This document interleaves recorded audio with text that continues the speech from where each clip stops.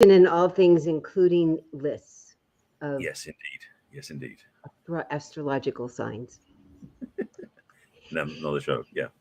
Hello to all of you. It's WGSN-DB, Going Solo Network Radio, TV, and podcast #1 internet singles top network. And this is Let's Talk About Dating with Christine and Barry. Hi, Barry. Hi, Christine.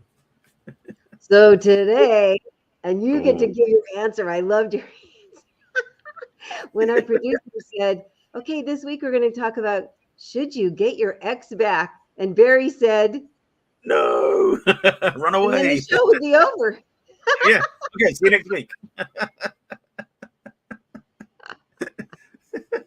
I thought it was a great answer. Well, because the thing is, it's so easy to say, because some of the topics we talk about can tend to imply there's just a very simple answer. Yeah, yeah. And yes, we will definitely talk in detail about why and what, wherefore, and everything else. But the thing about getting your ex back, it tends towards a lot of people go into getting their ex back for the wrong reasons, Yeah. which is why I keep saying no, run away. So Yeah, we'll yeah. definitely explain and cover that. However, there are also reasons why there can be sometimes reasons why Mm-hmm. it's good to get back with your ex. So Mm-hmm. we will cover this. And what other things you will learn by even considering it, right? About Indeed. have you done your work? Have they done their work?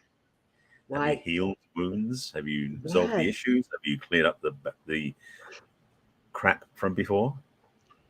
So I think that that's really the place you would need to start always is, well, what made them an ex? Mhm. Did they leave? Did you leave? Was it a mutual decision?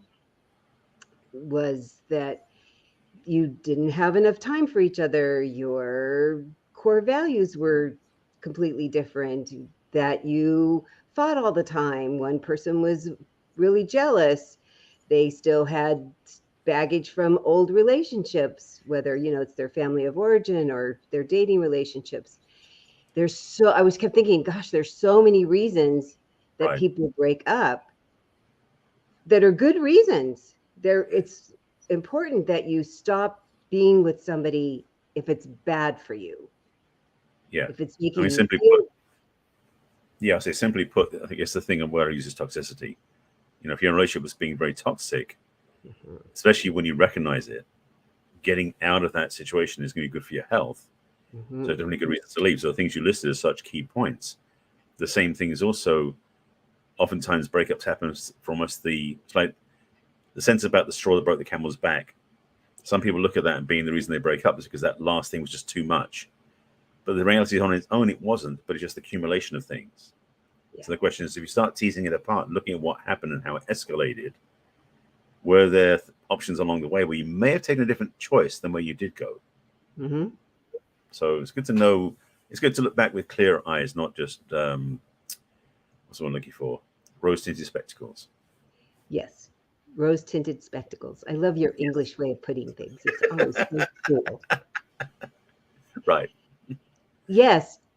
And that is such a really valuable point of, okay, yeah, because that's some of the questions you and I ask our clients all the time. Okay, tell me why you think it ended, why you ended, Right. why they ended. And then what other things happened, especially in hindsight? What Yeah. other things were mildly annoying that you didn't deal with, or you had to keep changing yourself in ways that didn't make you a better person? Because if you're going to change, the intent is that you become a better person, somehow different mentally or emotionally or physically. That's a good reason to change. That, wow, Right. I feel better now, or I'm thinking more clearly, or, oh, I so understand this about myself now, or I really understand this about another. Those are great reasons to change. Those are really good Right. reasons not to stay stuck. Often what happens is you start not feeling better. In fact, you start feeling worse, but you don't pay attention. Well, it's not that bad, or I can deal with that. But when Right. you look at the accumulation, and then that's when the little straw, it really can be something so little. It's this accumulation of things that made you feel bad. Right. Well, a couple of things on that. I mean, the word that came up earlier when you were talking about was about how sometimes we contort ourselves like a contortionist to fit into the framework that our partner either needs or we think they need, it makes things really clumsy and klutzy and doesn't work very well. The other piece, though, what came up with the analogy about, when you put a lobster or a crab into water that's cold and you raise the temperature, it doesn't know it's getting too hot. Yeah. It's kind of that point where you get to a point and you go, whoa, that's enough. And so that level of just stuff you put up with, those issues or friction points or red flags that just start popping up, and you just go, that's okay, it's just one. Okay, it's just two. Okay, now it's 17. It's that sort of thing about how it accumulates. And one thing I want to speak to, actually, using my book, and so I've talked about this before on the show about the rubber band experience in relationships, is when one person changes, there's a tension on the relationship that pulls. And sometimes when the person has changed, grown, evolved, when they look back at their partner, they actually choose to go back to where it was because they prefer the relationship over their own personal journey. Very rare, because most people, when they start growing, will realize it's more important to keep growing.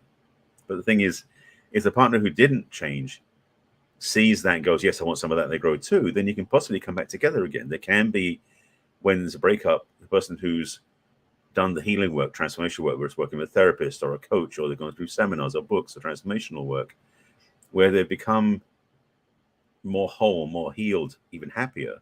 The other person may go, I want to be like that. So they'll do their own work to match up to that, and then there can be a chance to come back together again. But the thing is, when one changes and grows and looks back and the other person hasn't moved a muscle, hasn't moved an inch, really there's not much choice except to keep moving and leave the other one behind. So going back doesn't make sense if you're going back to the same old, so to speak, because the truth of what you're saying is when you do the inner work and you start healing the stuff that happened and you start feeling more whole again, the only reason to go back into a relationship is with somebody who's done the same thing you have or has done their own work. So there's a parallel and you're on the same page, because if you've done the work, frankly, looking back at where it was, you won't be attracted to that anymore because you've changed. Hopefully. Yeah. Hopefully. Yes. Hopefully. Yeah. Because that's the telling thing I found for me, because I certainly have done that once or twice. Thank goodness it has never. But you've read about it in books and people, your clients. Oh, yeah. No. And what I found was, because I hadn't really looked at, well, what was my part? Mm-hmm. So if, let's say, the other person's a terrible person. They're a terrible person. Whatever way, yeah. You still stayed with them. You still considered going back with them. You still kept making excuses for them. That's on us. I mean, so often we just want to go, it's all about them being a bad person. It's all about them not behaving well. It's not about them not doing what I need and want. Well, were you clear about what you needed and wanted? Did you clearly say it to them and give them the best chance possible to do it? I mean, that's been the thing about when I finally stopped just going back and went, well, what would I need to go back? Oh, I would need to speak out loud what it is I need and want, and see, could they really do it now that I know a different way of talking? So that's how I go, oh, look at there, I'm growing. Now let's see if they're going to grow the same amount. The other thing I found was to ask them, what do you think made us break up? And what do you think was my part? And what do you think was your part? Because if they think it's all me still to this day, that's not a good place for me to go. Yes. Right. It's been amazing how so emphatic and so calmly they could go, well, it's because you did blah, blah, blah, blah, blah, blah, blah. I go, oh, okay. And what do you think you did? It was all you. And have you changed? Oh, yeah. Which is why I don't want to be with you, because you haven't. There you go. I mean, it's the thing that's eye-opening. Yeah. No, that really is the crux of it, is when something happens. I mean, yes, on occasion, again, these are all, we're talking generalities here, but on occasion it can be something where one person did something so heinous that they need to do some work to heal that before they come back to the relationship. The other person didn't do anything, perhaps. Unlikely, but perhaps. But the thing, I remember this from a long time ago when I workshop on the seminar took many, many years ago. We talk about responsibility, about how we have responsibility in anything we're involved in. Because what happens, we contribute something to it. Because you were saying about this, it's like, what do you do? Nothing. It's like, well, Did you create the situation in the first place? Maybe you did by choosing a relationship, maybe you didn't. They call it CPA, which is create, promote, and allow. Did you promote it by encouraging the behavior or by just sort of making it easier to happen? Or did you simply allow? You stood by and you let it happen, you didn't do anything to course correct. So any one of those levels is still participation in the disruption or the dysfunction or the whatever that was. So it's important to, I would say,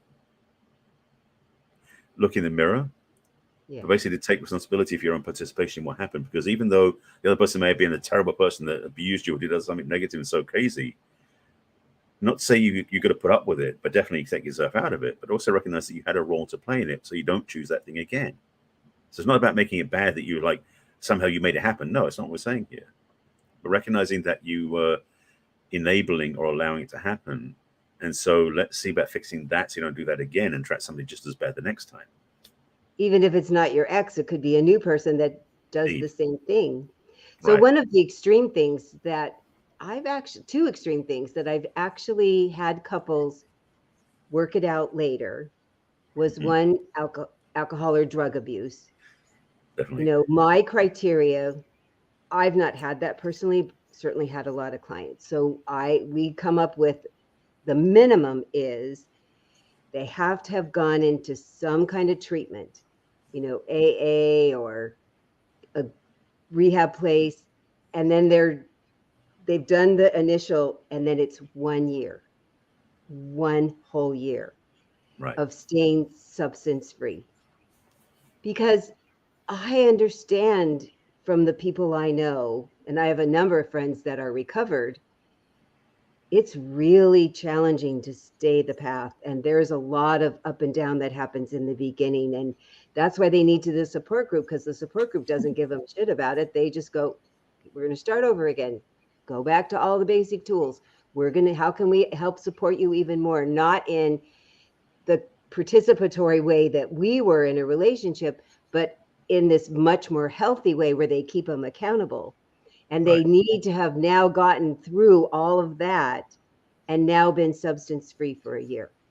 And what happens when I talk to the person who didn't have the substance abuse problem, what made you stay? Let's go back to that again. What made you be attracted to them? What made you keep thinking, if I just do or say the right thing?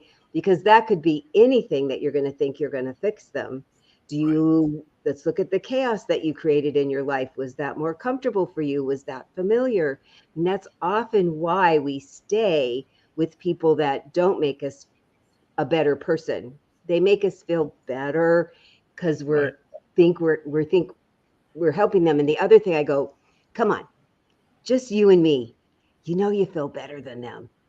Just tell me that. Don't tell anybody, because you're not gonna like how that sounds, but they do. They go, yeah, if I really admit it. So how else can you get that fix? If you like that fix where you feel better, because you're always going to be better at some things than people in the world, and you're always going to be not as good as some people. So Absolutely. How can you do that in a much more healthier way for you? And that's been a really interesting journey to take a few clients on. Definitely. Some people, I would suggest, choose relationships like that so they can be the Florence Nightingale of the relationship. I can save them. I can make them better. I'll be the hero type thing. Never try that. It doesn't work. I've tried that one. No, it doesn't work. No. But the other part I want to speak to is this journey, the person who is going through the 12-step program or whatever that equivalency is in that journey. Because as you were saying, it's like, they go through the clearing and they go to a certain milestone that shows they've done the work. That work, whatever that work is, again, where it's therapy or 12-step programs or seminars, whatever it is you do, oftentimes it's easier to do it when you're away from the relationship. Because what happens also is, and some I work from my master program, is that things that you deal with on the physical level have mental and emotional components tied to them. So if you're eliminating something or changing something on one level, you have to be aware of what's going to be happening on the other two levels as well, because they're all tied together.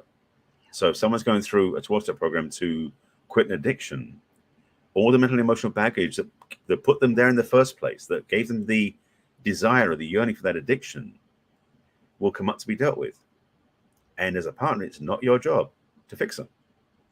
And so, for your own sake and for the possibility of the relationship being restored afterwards, let them have their journey with professionals or with organizations that are structured that way to support them the right way with neutrality and with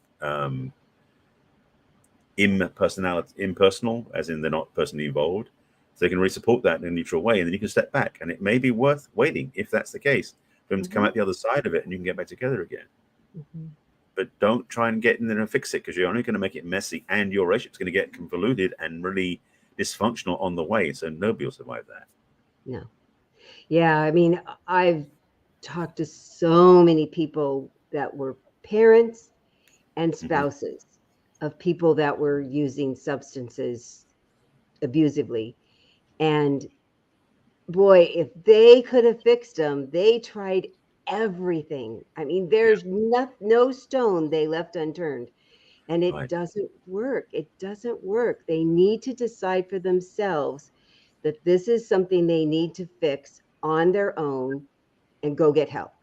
Yeah. That no matter yelling, screaming, loving, there's no words, there's no actions, there's nothing. And it only screws up the person's life that's trying to help. So that's the other thing why they have like Al-Anon, so that the people that are trying to be the fix-it committee have a place to go where they go, it's not your choice. It's not your journey. It's not your failure. Right. And let's get you back on a good path. So there you are, having the opportunity where both people can do their work. Both people can work on growing out of this toxic way of their personal individual living that was making it really awful for both people when they were together. That if they both do their work, a couple of times I really have seen they've gotten back together, and they have wonderful marriages, really strong, because they continue to use the tools. They continue to, take advantage of the professionals. They don't just go, oh, la, la, I'm fixed now. Of all the people, they know they don't want to return that way. They know it's a weakness in them. So they just keep staying very strong on the path. Yeah. I'm so impressed. We'll say one of the benefits of having both partners go through 12-step equivalency Yeah. means they know the tools the other person's using, so they can bring the tools to each other and be the witness to each other. There's a grace that happens in that flow where you're holding your hands through the journey. And in fact, that can be the most blessed way of doing a relationship, because you know that you're both imperfect, but you're also both doing the work and taking the steps that you want to take to have a healthy relationship, and then you commit to a higher level. That can be a blessing that way. It really can. And look how both people will feel better about themselves, about each other, about the relationship. I mean, I know of two specific, very solid, strong marriages that they did this journey that you, and in fact, one is they were both addicts. I know, isn't that amazing? And they both did their individual work and met afterwards and went, oh, you did that? I did that. What did you learn? Oh my gosh. Yeah, you're never doing that. I'm never doing that again. And what are you doing to maintain? That's the other thing. They both had big conversations about the maintenance that each one was doing, because they knew how easy it is to try to fix somebody or think that you could help them, and you can't. They still had have their individual sponsors. I was very impressed. Very impressed. In fact, that's the other part, having both been through the journey, because oftentimes if somebody hasn't been through the journey, they may not understand, and they may like unaware cross a line that impacts the other person without realizing it. So in a sense, having both people experiencing that dark path, so to speak, they come out the other side with a sense of responsibility for themselves, but also by reflection, the other person gets the same level. And so again, the gift that they have is they can see the other person's challenges just to see their own, and they can hold each other accountable in a blessed way. That really becomes more powerful. So it is really healthy. It's a pleasure being in their company. It's so Yes. interesting knowing their history. So the other really big thing that I've watched a couple people come back from were affairs. I mean, that is such a damage of the trust and the future Very that you charged. thought. Yeah. Did I not know who you were? And I can't believe you did this. And yeah, I mean, the person on the receiving end is just devastated. And I don't think I did anything wrong. And what could be my part in this? And Yeah, I believe that there are some people that only cheat. They do. But most people who have an affair, it's a self-esteem thing, or it's they're not feeling happy or satisfied in their relationship, both men and women. Hmm. They generally do it for different reasons of not feeling satisfied. Right. Often it's the woman not feeling emotionally supported, the man not feeling physically supported. That is amazing if people can come back from that. That's Whoa. huge. Well, the thing about that one, I think more so than the addiction side, is Mhm. the trust issues that show up. Because for most people, again, not everybody, for most people, monogamy is a given, an assumption, and it's built, and everything from that is trust built from that point. So when that one is violated, it's like taking the foundations of the house away.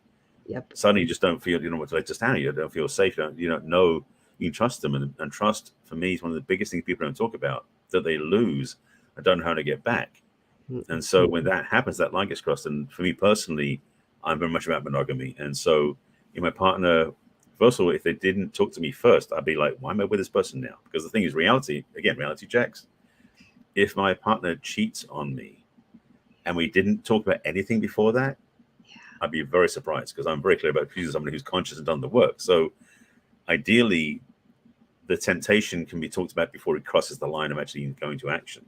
Yeah. Because, as you said, for women feeling like they have emotional support and men feeling they have physical support, the conversation that people who hopefully in the relationship decide to do first is, I don't feel like you're giving me the support in this level that I want.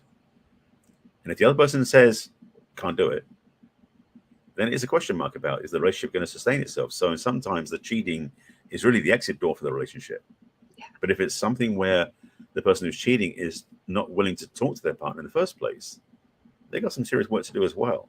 Mm-hmm. And they may not even deserve the relationship now because they didn't even talk to their partner first. So you got both sides of that being a reason to, quote, depart the relationship. But the other side as well, actually, you know what? Let me hold it from that one. So then we're going to take a break and I'll come back to that afterwards. Oh, I love cliffhangers. Yes, Cliffhangers cliffhangers. are the best. We'll be right back, hanging See you in a on minute. Barry's every word. If I remember. Right, see you in a minute. Right.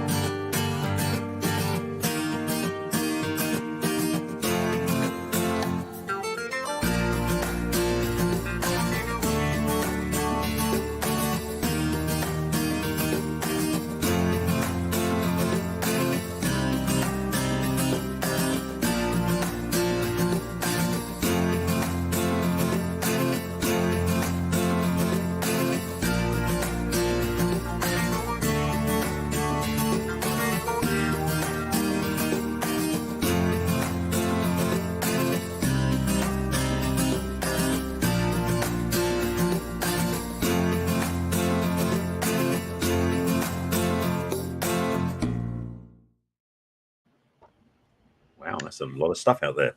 I know. How exciting is that? So, this is Let's Talk About Dating with Christine and Barry. And today the subject is, should you get your ex back? And Barry had a good point he was going to make. So let me rewind just a little bit first. Yeah. So the thing about cheating or being, what's the word? Infidelity, that's the word I was looking for, with the partnership.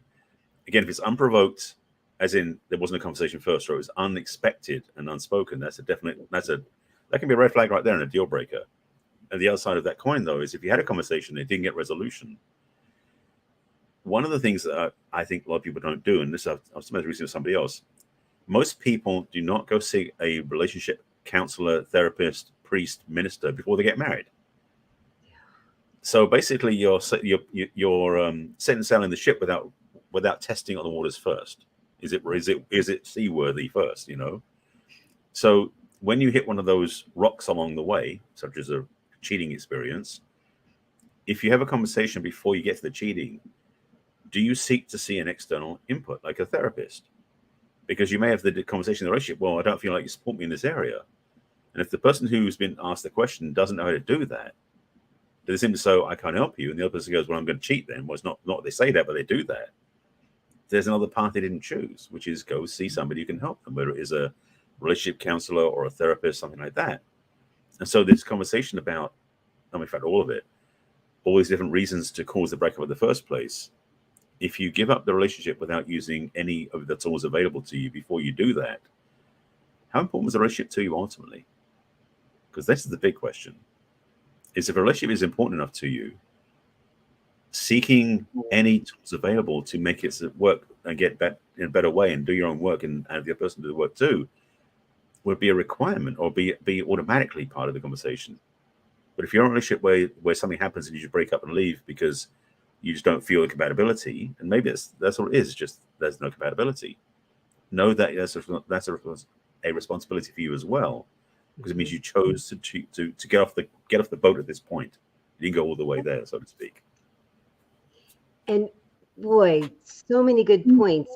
And what I've seen when people have actually done that, especially pre-marriage counseling, if it turns out, this really isn't going to work, they leave on such good attitudes about themselves, about each other, about the relationship.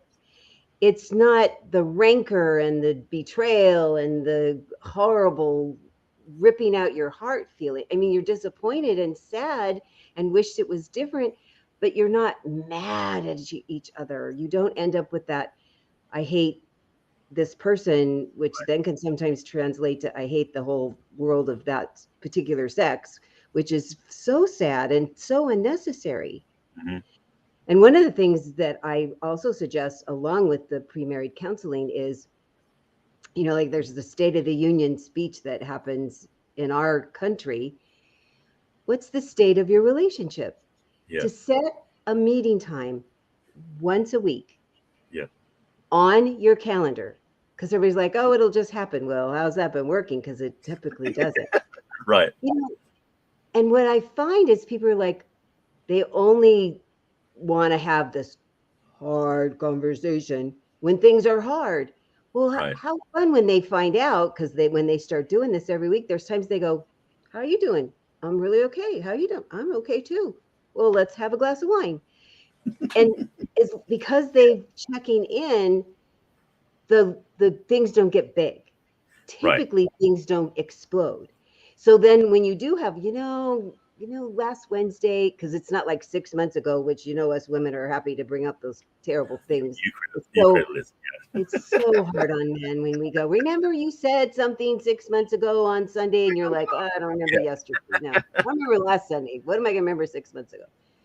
That if it was, last Wednesday and I knew I was going to bring it to our meeting and this is what happened and this is how I felt about it and this is what I would really be happy if you did about it, to say something different then, I apologize, oh, I didn't mean to, and this is what would be good to happen in the future. Poof, it's this thing that becomes so small and it's such a growth potential. So people go, oh, I don't want to do it. I go, fine, but do it anyway, even if you don't want to do it. Because Yeah. most of the time, if you stay on top of it, those state of the relationship meetings are pretty benign or It's just a true. tiny blip. But if you wait, like you said, until things have just stacked up so much, you can hardly keep a civil tongue in your mouth. There's Right. nothing productive that happens. You just have to unload and be upset and angry, and the other person has no defense, and it's only just downhill after that. And that's why Yeah. it's sad that I tell people, you go get a physical every year, go get an emotional checkup, either individually or together. Just how are we doing? Let's talk about it. There's this thing that might be a little problem. Yeah, I told you I've had a couple of couples. They just call me and they go, we're having this thing. And we just work through it, 2, 3 conversations, and they're like, fine, things Right. are good. Yeah.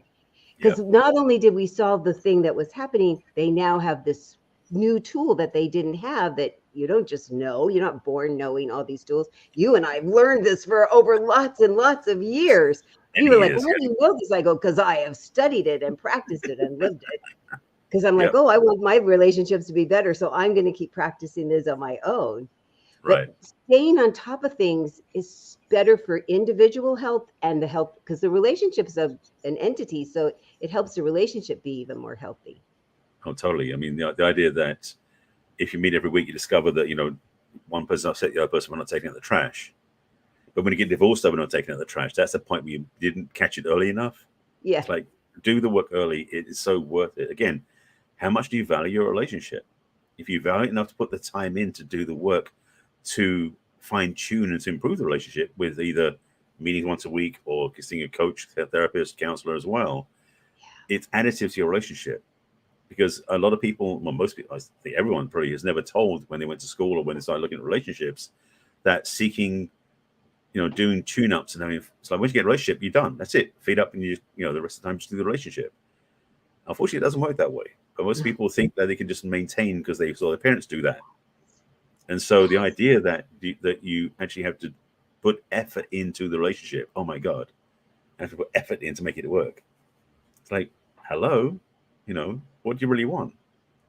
So yeah, that idea is so foundational and fundamental, yet it's something that most people would need to listen to this piece to get, because it's so key that you can transform your relationships by transforming your relationships, by doing the work, by being a participant in the journey of the relationship, by consciously choosing to make yourself and make the relationship and the other person better, so you can have more fun, more joy, more fulfillment. Absolutely. And sometimes I explain it to them. It's like maintaining your car. Mm-hmm. If you don't get Absolutely. your oil Yeah. changed on a regular basis, your car will stop running. Yeah. If you don't maintain your relationship on a regular basis, it will stop working. It really will. You cannot get complacent about your relationship. Right. Because if you stay current, it gets better. It Mm-hmm. gets stronger. It doesn't even stay the same. People think it's going to stay. No, it's either if you do nothing, it gets worse. If you're proactive, it gets better. It's Right. going to do one or the other. So your choice is to do nothing or something, because it's not going to just hang around in the middle by itself.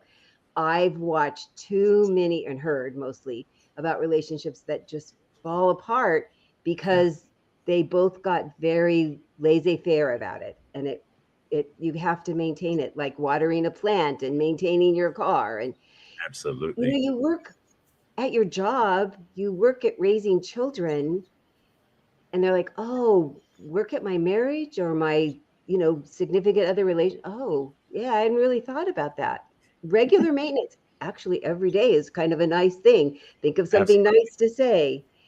So sometimes, as we're exploring, the reason that you became exes is because both of you misunderstood, both of you got complacent, Right. one of you went, oh crap, I did something really bad and I really didn't mean to, and well, this is why. And that's the other thing I found with the nice, when I had somebody come back, was saying, I'm really sorry, this is why, not to excuse, but this is why, and this is what I learned, and I will never do it again, and this is what I'm doing to make sure I never do it again.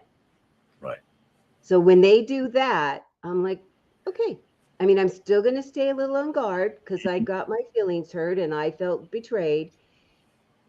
And consistent, it was good. I was like, Yeah. okay, I can be okay with this. But they have to do all of that, each one of those steps. If they don't want to, if they go, well, why and what, then I'm not going to be back with them at all, because that wouldn't Right. be good for me. Absolutely. Yeah. The thing that I guess I keep coming back to is the preventative maintenance, so you don't have an ex, Yeah. requires you to do preventative maintenance. Yeah. Like you've got to be willing to do the work, to put in the effort, to be um, committed to, this key word, of course, committed to your own journey in that relationship. So you don't just coast Mm-hmm. along. Because as you said, Mm-hmm. if you don't do anything, it's like the relationship's going to start just slowly decaying. Like if you drive a car changing the oil, eventually the engine's going to seize. It won't maintain itself. So if you do the maintenance, it's going to make the relationship much more better and thrive, especially if you grow, it becomes even more potent. So Yeah. to put the effort in because you get the benefits out. So it's selfish in a sense. That makes the relationship more enjoyable, more thriving, more exciting, more playful, all these different things we want. It's a great thing to do. I want to sidebar those slightly or redirect slightly because something been on my mind since the beginning because the title of this game I thought about should you get your ex back is because we haven't talked about this part. But what if you're in a relationship with somebody and what they offer, provide, present is a longer and longer list of red flags you didn't know you had? If that person, in fact, is showing you the things that you never thought you didn't want, and then you go, I don't want that. So but you didn't really realize it before. Exactly. So sometimes your now ex was a gift that gave you the boot to get you out so you could be free, in which case going back isn't a smart move. Because the other part, just to come back on the circle of that one is, we talked about this work in the previous shows too. Oftentimes we have a tendency to find familiarity in things that aren't necessarily good for us. And so sometimes we would choose to get back to go into a relationship with someone who will repeat the same patterns we had in the past relationships that were not necessarily the most constructive or positive for our own lives. Maybe we feel like we want to be with somebody who cheats on us or is an addict to somebody else like that. And so even when we break up with somebody, sometimes we look through the lens, again, those rose-tinted spectacles, to look at that relationship, ignoring all the red flags that were in there, seeing the one thing in the middle of all that density of red that is green, and go, okay, I want to go back to that. So in those instances, the number of red flags so far outweighs the green flags that it's really worth looking through a clear lens first to go, am I really choosing for the right reasons to go back to that? Because as I said at the beginning, we're joking about the fact, when you say you should get your ex back, no, run away. In some cases, that is the right thing to do. So we talked a lot of ways about how to resolve and move things back into alignment and how to start in the right place. You don't even get to the place of being an ex. But at some point as well, there are relationships that are so detrimental to your well-being that to stick it out past the point of sensibility or of wisdom isn't the right choice. And so sometimes leaving and basically never looking back is maybe the best choice you can make. Oh, that's such a good point. And it's interesting because somebody was telling me about somebody they know who went back to this, sounds to me not very healthy relationship because they'd been together for so long. Yeah. That was the reason. Yeah. So we talked about this, we talked earlier about doing the work and transforming. And as I said in my chapter in the book about the rubber band experience, that we look back at the relationship and go, well, I want to go back to where it was because I love the person so much. I'll give up what I've learned. I'll give up what I've freed myself from. And that isn't healthy. But some people still, as you said, they do choose to go back because it's familiar or it's safe in a sense, or it's comfortable in its discomfort. I don't recommend that. I don't encourage that. No, you don't either. No. So sometimes it is more important to it's always important to put yourself first. And sometimes it's more important to put yourself first over that relationship that doesn't work for you. Yeah. So there is no desire to get your relationship back. So make sure you get that one on the table too, because it isn't always about doing the work to get back in the relationship. Sometimes doing the work to stay away from the relationship. And that's why you look at, as you pointed out a second ago, what was your part? What did you learn? What can you grow from that relationship that you had? What did you learn while you're in the relationship? What did you learn when it ended? Because when you grow, you really will not, usually you'll choose not to let that same old stuff come back in again. So if that ex person wants to come back, they're going to need to have done some growing too. Absolutely. Or you move on to a new relationship and they're going to have to not have that same thing. Because as you so clearly said, if you don't do that work, even if they aren't the same person, central casting is going to send the same personality, even if they look different, right? Absolutely. Yeah. Because you and I talked about how that's happened in our lives. We have indeed. We don't do that anymore. We're so proud of ourselves. Well, working on it because it's Well, not, not I mean, exactly the same thing. right. Yeah. I mean, let me We've just say, made like, adjustments. I'm prideful. Pride comes before a fall. Yeah, yeah. But I am clear that I have resolved and cleaned out certain patterns I used to run that don't run the same way anymore. And then we The go, thing what's is, the new one? What's the new one I'm going to learn about, right? exactly. That's I was going to say that. It's definitely the thing is we clear out the old ones to make room for new ones. Oh, goody. But otherwise, we wouldn't be back having this human experience, right? If Relationships, yeah, we they continue to processed be everything gifts. there was. So yeah, Yeah, I mean, again, quoting from my friend Lisa Nichols talks about she used the term like gifts wrapped in sandpaper. yeah, Is relationships do provide opportunities for friction and for growth, and so it doesn't matter yes, how amazing the relationship is. If it doesn't have anything that provides opportunities for growth, you may be missing something. I think you're right. And that is good. It's Yes, good that you absolutely. keep yourself growing and you encourage the other person to grow. I think that's the best. It really Yeah. is. Except I did see an interview once with Oprah where she said, I know I'm supposed to learn a lesson every day, but I'd like a day off and I'll learn two tomorrow. Yep. Isn't that great? I love it. I'll make up for it tomorrow. Please, just one day off. I Indeed. don't need any more big lessons right now. Okay. All right. So if you have ever had an ex and you considered going back to them or you wonder how not to go back to them, Barry and I would be so happy to have a conversation with you about that. Indeed. Indeed. And the way to have a conversation with me is to go to my website, which is www.theperfectcatch.com. Click on what's holding you back from love, and that will help you schedule a complimentary conversation with me. And we'll talk about what's been happening in your relationships in the past and what you'd like to be different in the future. You can also send me a personal email at christine@theperfectcatch.com.